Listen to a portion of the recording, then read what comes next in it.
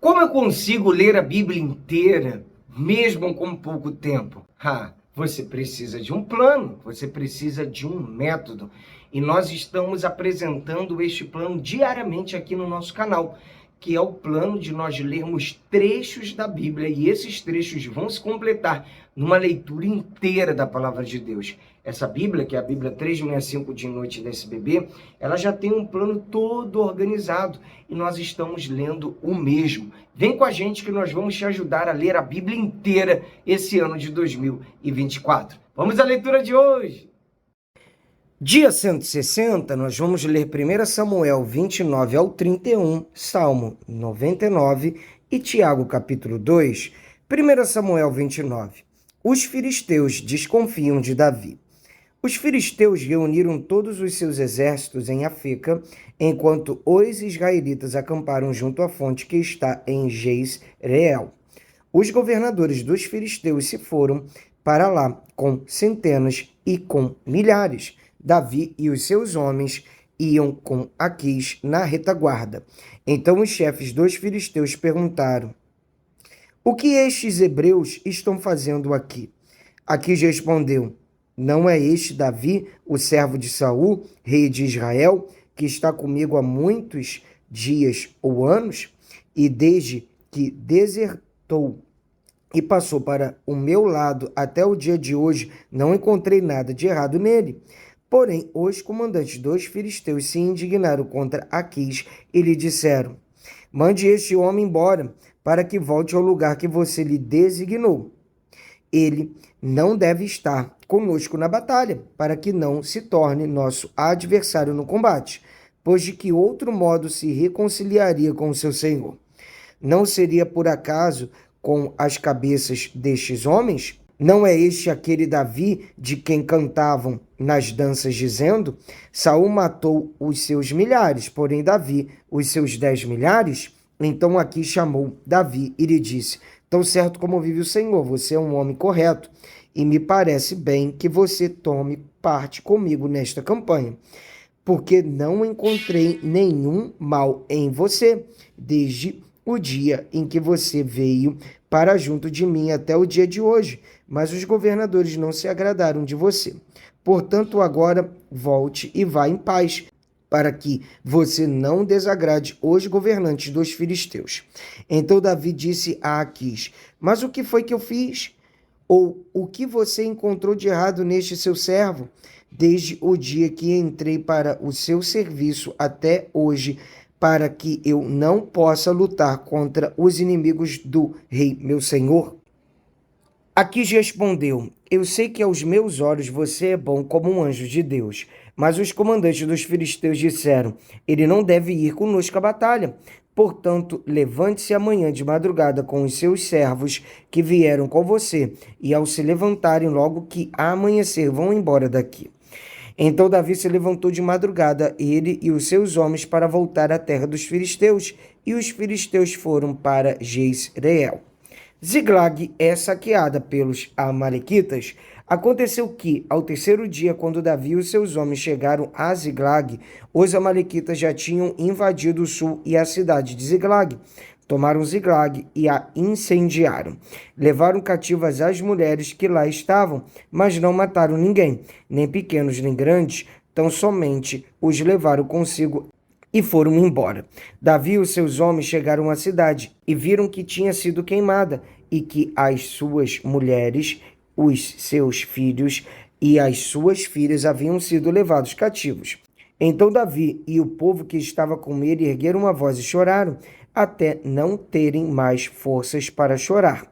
Também as duas mulheres de Davi tinham sido levadas, Ainoã, a Jezreelita, e a Abigail, a viúva de Nabal, o carmelita. Davi ficou muito angustiado, pois o povo falava de apedrejá-lo, porque todos estavam amargurados, cada um por causa de seus filhos e suas filhas. Mas Davi se reanimou no Senhor, seu Deus. Davi livra os cativos. Davi disse a Abiatar, o sacerdote, filho de Aimeleque: Traga aqui a estola sacerdotal. E Abiatar a trouxe a Davi. Então Davi consultou o Senhor, dizendo: Devo perseguir esse bando? conseguirei alcançá-lo? O Senhor respondeu: persiga o bando, porque você certamente o alcançará e libertará os cativos. Então Davi partiu, ele e os 600 homens que com ele estavam, e chegaram ao ribeiro de Besor, onde os retardatários ficaram. Davi e 400 homens continuaram a perseguição, mas 200 ficaram atrás, por não poderem passar o ribeiro de Besor, de tão cansados que estavam. Encontraram no campo um homem egípcio e o trouxeram a Davi. Deram-lhe pão e ele comeu, e deram-lhe água para beber. Deram-lhe também um pedaço de pasta de figos secos e 2 cachos de passas, e ele comeu. Assim recobrou as forças, pois havia 3 dias e 3 noites que não comia pão, nem bebia água. Então Davi lhe perguntou: de quem você é e de onde você vem? O moço egípcio respondeu: sou servo de um amalequita, e meu senhor me deixou aqui, porque adoeci há 3 dias. Nós invadimos o lado sul dos Queretitas, o território de Judá, e o lado sul de Calebe, e pusemos fogo em Ziglag. Então Davi lhe perguntou: você poderia me levar até esse bando? Ele respondeu: jure por Deus, não vai me matar, nem me entregar nas mãos de meu senhor, e eu o levarei até esse bando. E ele levou Davi até lá. Eis que os amalequitas estavam espalhados por toda a região, comendo, bebendo e fazendo festa por todo aquele grande despojo que tomaram da terra dos filisteus e da terra de Judá. Davi os atacou e lutou contra eles, desde o crepúsculo até a tarde do dia seguinte. E nenhum deles escapou, a não ser 400 moços que montaram em camelos e fugiram. Assim Davi salvou todo o que os amalequitas tinham levado. Também salvou as suas 2 mulheres. Não lhes faltou coisa alguma, nem pequena nem grande, nem os filhos, nem as filhas, nem o despojo, nada do que lhes haviam tomado. Davi trouxe tudo de volta. Davi também tomou todas as ovelhas e o gado. Então levaram esses animais diante de Davi e disseram: este é o despojo de Davi. A lei a respeito da divisão da presa. Quando Davi se aproximou dos 200 homens que, de tão cansados que estavam, não o puderam perseguir e ficaram no ribeiro de Besor, estes saíram ao encontro de Davi e do povo que vinha com ele. Davi se aproximou deles e os saudou cordialmente. Então todos os perversos e malignos dentre os homens que tinham ido com Davi disseram: uma vez que não foram conosco, não lhes daremos nada do despojo que salvamos. Que cada um leve a sua mulher e os seus filhos e se vá embora. Porém Davi disse: meus irmãos, não façam isto com o que o Senhor nos deu. Ele nos guardou e entregou em nossas mãos o bando que vinha contra nós. E quem lhes daria ouvido nisso? Porque a mesma parte que cabe aos que foram à batalha será também a parte dos que ficaram com a bagagem. Receberam partes iguais. E assim, desde aquele dia em diante, isso foi estabelecido por estatuto de direito em Israel, até o dia de hoje. Quando Davi chegou a Ziglag, enviou parte do despojo aos anciões de Judá, seus amigos, dizendo: este é um presente para vocês, tirado do despojo dos inimigos do Senhor. Ele enviou esse presente aos anciões de Betel, de Ramote do Negueb, de Jatir, de Aroê, de Sifimote, de Estemoa, de Racal, das cidades dos Jerameelitas e dos Queneus, de Orma, de Boraçã, de Ataque, de Hebron e de todos os lugares em que Davi tinha passado, ele e os seus homens. A derrota de Israel e a morte de Saul.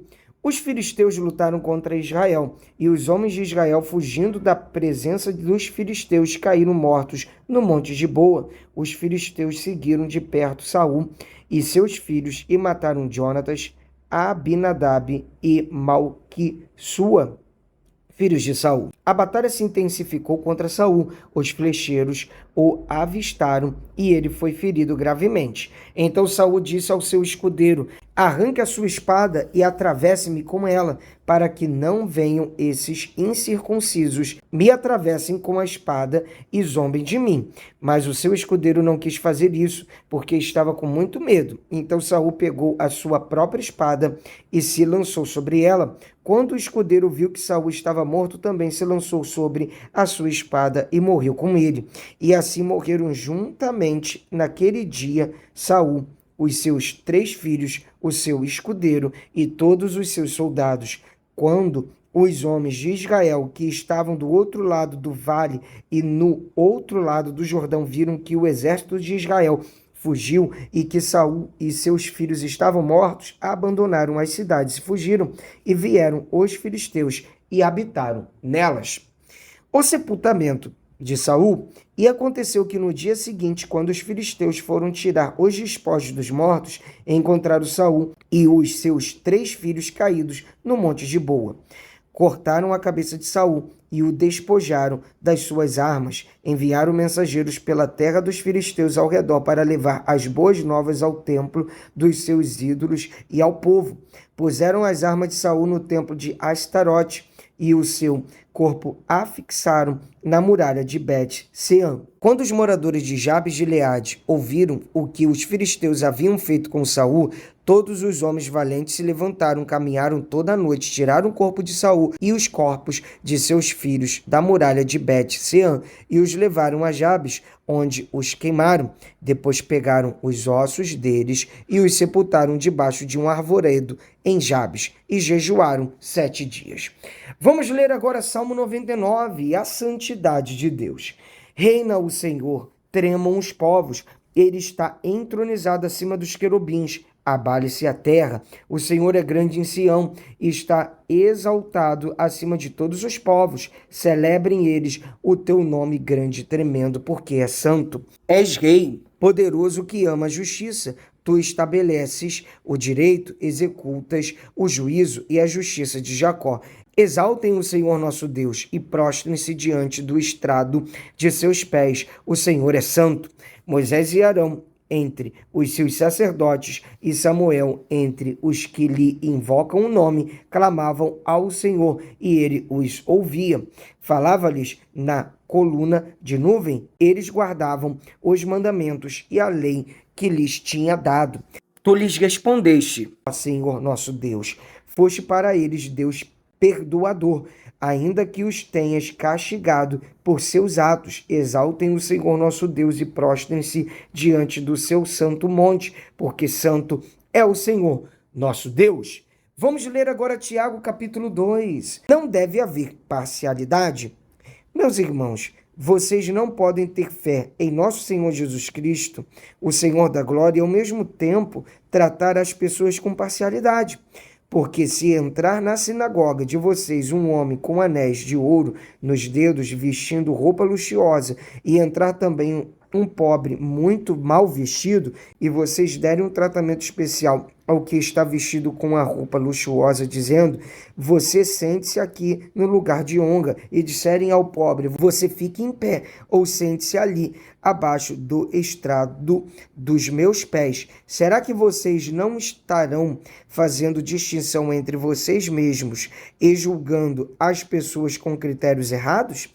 Escutem, meus amados irmãos, por acaso Deus não escolheu os que para o mundo são pobres para serem ricos em fé e herdeiros no reino que ele prometeu aos que o amam?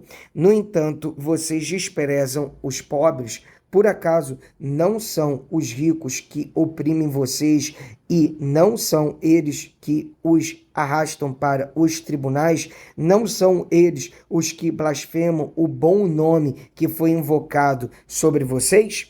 Se vocês de fato observam a lei do reino conforme está na Escritura, ame o seu próximo como a si mesmo, fazem bem. Se, no entanto, vocês tratam as pessoas com parcialidade, cometem pecado, sendo condenados pela lei como transgressores. Pois quem guarda toda a lei, mas tropeça em um só ponto, se torna culpado de todos. Porque aquele que disse, Não cometa adultério também ordenou não mate. Ora, se você não comete adultério, porém mata, acaba sendo transgressor da lei. Assim falem e vivam como pessoas que serão julgadas pela lei da liberdade, porque o juízo é sem misericórdia sobre quem não usou de misericórdia. A misericórdia triunfa sobre o juízo. A fé sem obras é morta? Meus irmãos, qual é o proveito se alguém disser que tem fé, mas não tiver obras? Será que essa fé pode salvá-lo?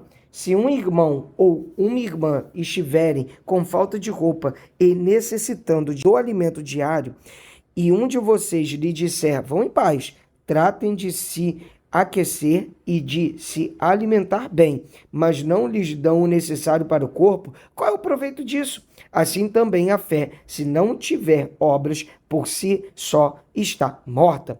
Mas alguém dirá, você tem fé e eu tenho obras. Mostre-me essa sua fé sem obras e eu com as obras lhe mostrarei a minha fé.